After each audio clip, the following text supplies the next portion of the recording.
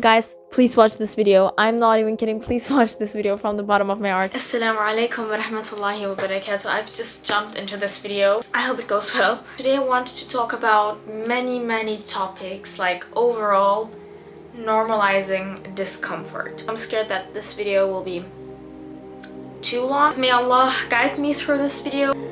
Let me start by saying be grateful. Like Yusuf alayhi salam, he was thrown into the fountain. Ibrahim alayhi salam, he was thrown into the fire. Our Prophet Muhammad sallallahu alayhi wasallam, intestines were thrown on his back. But they all had one thing in common, and that was they had taqwa, they gave their best, they did everything right, and they left the rest to Allah subhanahu wa ta'ala. They were grateful. Even Yusuf alayhi salam forgave his brothers. Prophet Muhammad sallallahu alaihi wasallam, he forgave the people of Ta'if. They forgave all of these people and they were grateful. Why they were grateful was because they knew that Allah subhanahu wa ta'ala is going to save them. In Surah Ibrahim, the prophets talked about why shouldn't we trust Allah when He showed us the right path? So like, what is our reason? What are we scared of? You know, are we scared of the people? What are we scared of? And they even said, no matter what kind of a pain you cause us, we will trust to Allah. We don't care. Like, we literally don't care. Of course, it hurts, you know, but not as bad as Jahannam, okay? If you want to be a Muslim that's locked in, that's really disciplined in this society, you have to concentrate on Allah subhanahu wa ta'ala's love. You have to concentrate your love to Allah subhanahu wa ta'ala and Allah subhanahu wa ta'ala's love to you, and not just don't just focus on Jahannam, okay? You have to be scared of Jahannam in order to stay away from sins. That's obvious, you know, but try to love Allah much more than your fear of Jahannam. Be a good slave to God. They start with commanding you to do one thing, and with that, you know, other things follow. Everything starts just by one small negative feeling you have, or you feel, or you think, like not being grateful, you know, cursing, literally saying God damn it, astaghfirullah, astaghfirullah, astaghfirullah. Saying God damn it has gotten so much common, even though you literally lay a curse on something or someone. But just saying that is just so negative, and your subconscious mind will take that, and your subconscious mind will start to think that God is someone bad. And you know, if you also hear music, there are various songs in our society that put God in a very negative way and that push the blame to God. But when they haven't just read the Quran once, like if they would read the Quran one time, they would know that it's not even the shaitan's fault. It's not, you know, apart from God being at fault, he's of course not at fault. Not the shaitan's even at fault. I myself, I have the choice to stop something or to start something. So I shouldn't push the blame on anyone, okay? So be truthful towards yourself. You know, you can find in the Quran where the shaitan literally talks about how he gave you some ideas, but you were the one who followed the ideas. You know, you could just say, no, I'm not going to follow the ideas. And by the way, not everyone has to like you. Not everyone has to be your fan. Not everyone has to follow you. Not everyone has to think the way you think. You know, if you are in a group of people and they say, I like pink, you don't have to say, I like pink. If, you know, you can, in between friends, you can have different thoughts on various topics. Islam is a topic that is... You shouldn't have many different thoughts on that, because Allah subhanahu wa ta'ala talks about not parting the religion, especially not Islam. You know, that is that is the only religion that is like left, which is not corrupted. So we definitely shouldn't part Islam. Like, that is a big sin. So let's focus on what's right and what's wrong, instead of which madhab do I follow or which culture am I a part of. Not these kind of, don't go into that topic. It doesn't matter if you're Turkish, if you're Arab, if you're German, if you're English, if you're Australian, if you're Russian, you know, it doesn't matter. Just do what's the right thing to do. You don't have to fit in. As I said, not everyone has to like you. If you are in a group of people and you change yourself to adapt yourself to them in order for them to like you in order to have the same interests, you are not being confident. You don't accept yourself. You have to accept both good and bad about yourself. But how can you accept the bad side about yourself? How can others love you, and how can others trust you if you don't trust yourself and love yourself? You should be the person that when others come up to you, they change their bad habits into good ones. They change their bad actions into good ones because they're sitting with you. They know how strong-minded you are, and they know you don't get manipulated. You have your own thoughts about different topics, and you don't change your mind. If you are that self-conscious, and if Allah subhanahu wa ta'ala guides you, you'll come to realize that people change into a better person when they're with you. I was both. I tried to fit in, and now I'm a person, I am self-conscious, I have my mind strong. I basically don't care about other people's thoughts. Your mindset has to be that strong that you don't even care if people think good of you. You don't care if they think bad of you, but if they think good of you, you thank Allah subhanahu wa ta'ala for being able to help people. Your mindset has to be that strong. But how do you even get in that place? How do you even get in that confidence? It starts with, it's just once. These weak, small mistakes, if you start building a bad habit, it's really sneaky, okay? Shaitan is really, really sneaky. Laziness, not normalizing discomfort, not being able to have your own thoughts and mind about stuff. All these things come through this small bad habits. Like, I learn a lot from social media, but not by scrolling, guys. Not by scrolling. You don't learn from scrolling. The only thing that you'll do by scrolling is addicting. Let's say you've been disciplined for months. One day they broke both legs for some reason. And they're like 2 days in the hospital. They're like really tired, so they're just on their phone. When they get out of the hospital, years or months of discipline will just go to waste. That's how easy you can destroy your discipline. So if you want to be disciplined, you have to be genuine. If the only thing that you do is watching motivational videos at 3 a.m. and trying to change your life at 3 a.m., if this is your life, then that's not a life. Get a life, then stand up, then do actually something. Because how are you going to achieve something if the only thing you learn is how to achieve something? Normalize discomfort that much that you accept not being motivated. That you just start doing something instead of regretting and regretting and regretting. Just start do something for your future self, for your akhirah, and for this life too. Like, I feel so happy and I feel so genuine. I feel like I have a purpose, People that don't have a plan what to do, they don't have a purpose. The only thing they do is trying to fill their time by watching movies and eating and sleeping. This perfect, comfortable life that will lead you to depression. Maybe the one thing that you can hold on into is like friends. But friends are not going to save you in the akhirah. They're maybe even going to testify against you. So find some friends that you do good deeds with instead of friends that you do bad deeds with. And I know maybe I may speak kind of harsh in this video, but it is also a video against myself because there are still some aspects I am working on. So I don't want you to think that I'm a perfect person with this perfect 7 a.m. waking up routine. And I am working on myself, and these last few months I have been working on myself a lot, and I've been seeing progress, and especially because I make these videos, I've seen progress a lot.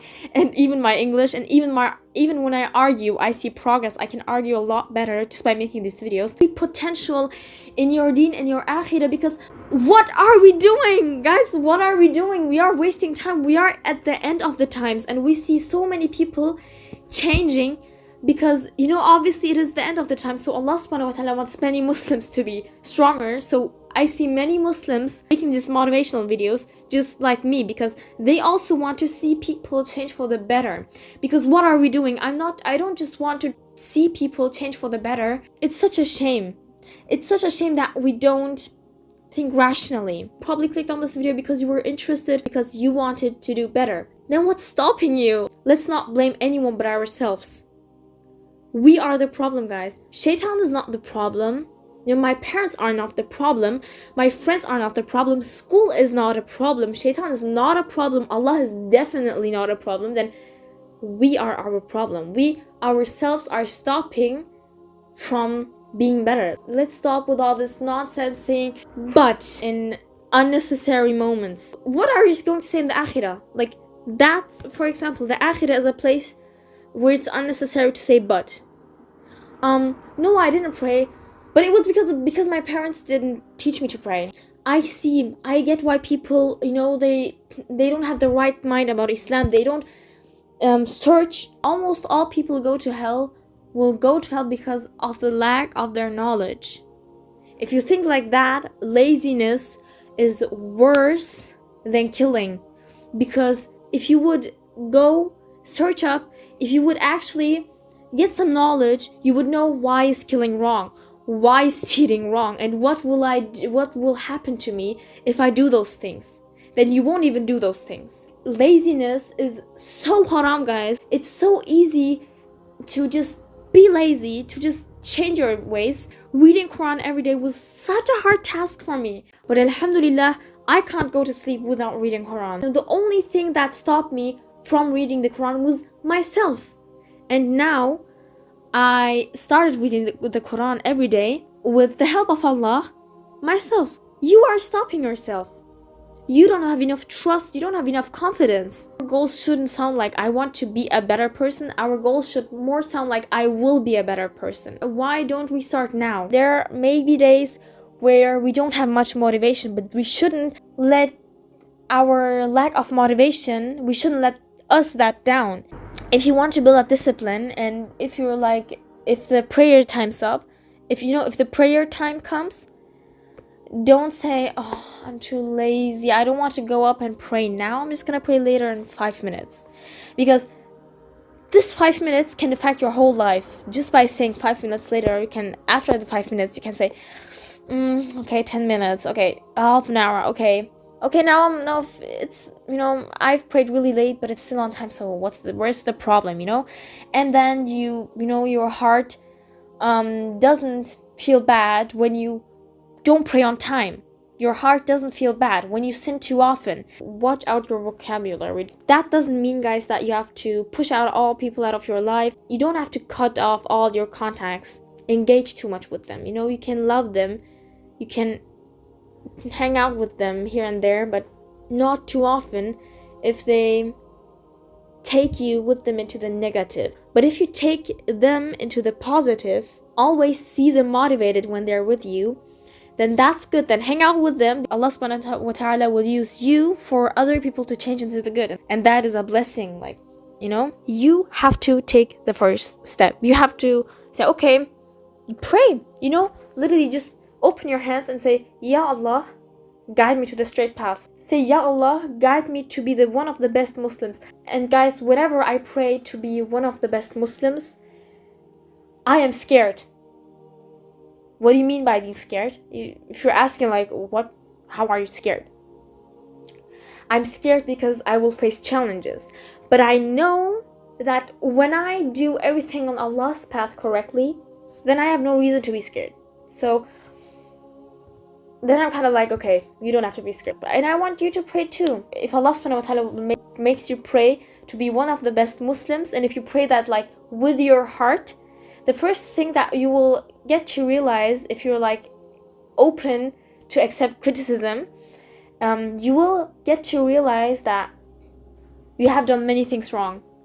You have done many things wrong, and you have looked into many things in a wrong way. Maybe videos will come up, motivational videos like mine, or maybe you start reading the Quran more often, or you will see that your heart desires more to be a better person.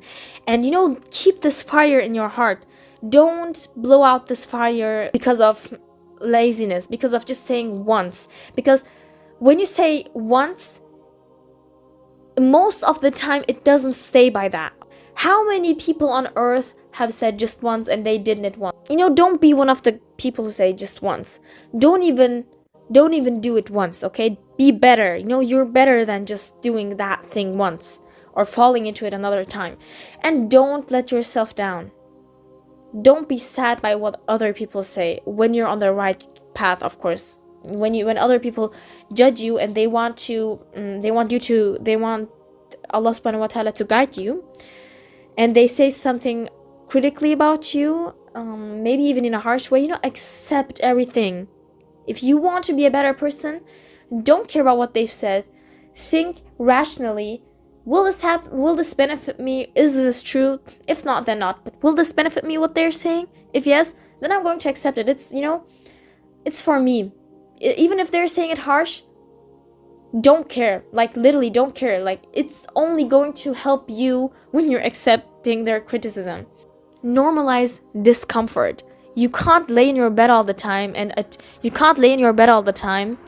and marry a rich man. Even if you do, you won't be happy. Like, literally, it was funny, but I've seen a video and she's like, if you would ask me if I would want to be happy and be happy with being poor, or if you would ask or be sad and rich, I would say sad and rich. Why should I be happy at my home and why should I be happy?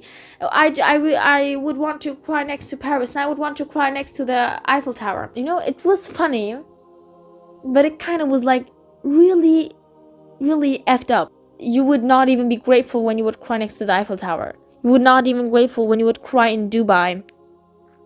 The money wouldn't make you happy. But if you are grateful with what you have right now, and if you are poor and grateful, you are happy from the bottom of your heart. And the people who are rich, they're not so satisfied with money because they're used to it. So guys, it is the same as doing sins. Being rich, I'm never saying being rich is something wrong. Like Sulaiman alayhi salam, he was rich. Being rich is cool, okay? It's like beautiful, easy.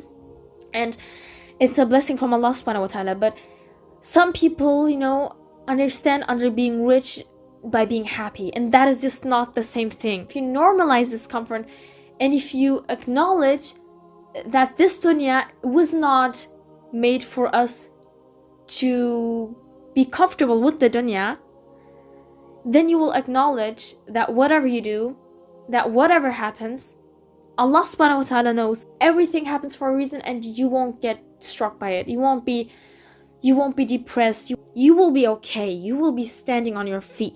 You will be going back to the Quran and you will be saying Alhamdulillahi Rabbil Alameen no matter what happens. You see the Palestinians, how strong their iman is? It's because they almost have no connection with the dunya. They almost have no source to food, water, and electricity. They're like thankful for everything that they have. They're more thankful than we are because they know everything happens for a reason. They know Allah subhanahu wa ta'ala is going to give them much better, and they know this dunya was not made for being comfortable, and they have accepted that, and they're so much more thankful than us, and some of them are even so much more peaceful and happy than us. And I think it's crazy. We have it so much easier. But I think this is the key point. Let's give us challenges. Let's make it us really hard so we can be more thankful, so we can accept the discomfort, so we're not too comfortable in this dunya, so we are not too connected in this dunya.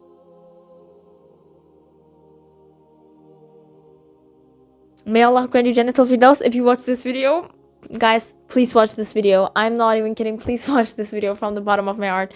May Allah grant you Jannatul Firdaus if you watch this video, and if not, may Allah grant you Jannatul Firdaus either way. So assalamu alaikum wa rahmatullahi wa barakatuh. I hope like actually you stand up. Like, I've said enough. I think the next thing you should do, clear your mind, be healthy. If you want health in this dunya, it's not comfort. Definitely not comfort. If you want to be long-term happy, if you want long-term peace in your heart, then the key is discipline, iman, tawakkul, taqwa, tawheed, and forgiveness, rahmah. Pray to Allah subhanahu wa ta'ala that He'll give you hikmah. Hikmah, to be said in Turkish, also my second or first name. Be genuine, okay? Be genuine. Like, don't just pray and sit and wait for something to happen. Okay, stand up.